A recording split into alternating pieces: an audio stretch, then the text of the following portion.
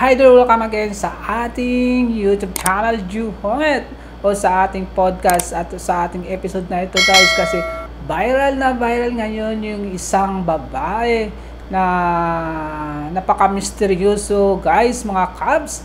At ito Cubs ay kayo ay mahilig magtambay sa TikTok o sa X or Instagram o sa mga Twitter at sa mga ibang platform sa social media, lalo na rin sa Facebook. Ito guys yung pinaka-viral guys at pinag-uusapan ng mga mahilig magtambay sa social media. At of course, me as well. Yan guys, kaya ngayon guys ay gumawa tayo ng video dito. At ito ba guys ay totoo ba na talagang napaka-misteryosong babae na biglang nawala sa CCTV or sa front ng camera sa airport, sa loob ng airport. Pero bago dyan guys ay ito guys yung kwento guys ito ay galing sa Tokyo, Japan at pumunta sa Amerika. At ayon sa viral na video ay yun na guys, bumaba sa JFK or John Kennedy International Airport at bumaba siya doon sa custom. Syempre first ay pupunta natin immigration at kinausap siya ng immigration ng isang babae na kung saan galing siya, dahil yung kanyang passport ay Torenza country, from Torenza country, and Torenza passport yung kanyang pangalan doon sa kanyang passport. So totoo naman talaga guys na walang Torenza country at walang Torenza passport na meron sa ating mundo o sa itong sa ating continent, ay wala naman talang Torenza country na makikita. Siya ba ay isang scammer guys o pinag-uusapan sa social media na isa siyang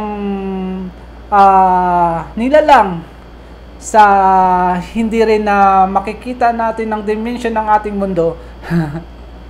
Di ba guys, napaka-generated na rin yung mga utak ng mga tao ngayon. At this new era, syempre, ay kasali rin tayo sa maraming mga kumakalat na mga magagaling na gumawa ng video at nakapaniwala din ng mga video. Mabilis din tayo ay maniniwala. Pero ito ay isang guys, ay hindi ito totoo.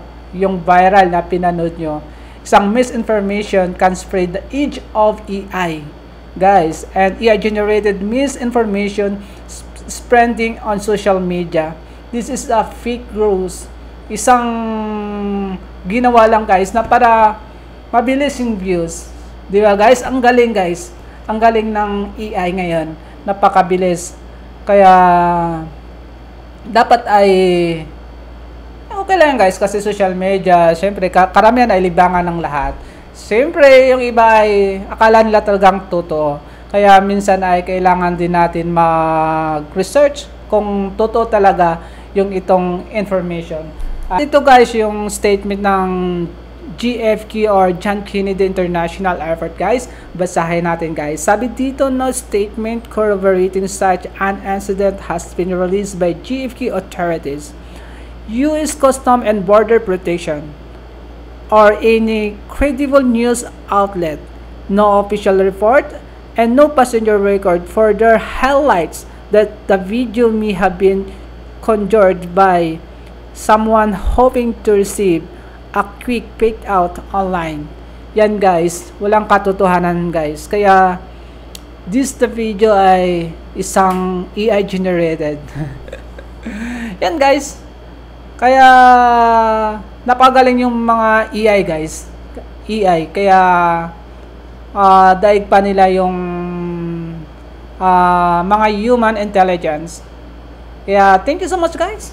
Yan lang guys yung ating video ngayon, dahil ako din ay akala ko ay totoo yung guys, kasi maraming mga sa TikTok, lalo na sa TikTok, or sa Instagram ay ganun guys yung mga video. Kaya dun pala guys nila talagang inuna sa platform na kinalat yung ganung video. Kaya minsan ay kailangan din natin mag-research kung tama, kung totoo ba guys yung video na yon, at kasi minsan ay kala naman natin ay totoo kasi napakagaling na ngayon gumawa yung AI or AI intelligence na ngayon sa ating kapanahunan ngayong itong era na ito. And thank you so much again, Ju Hongit. Kaya huwag kalimutan mag-subscribe. We are out again and see you again, and peace. We are out. Bye-bye.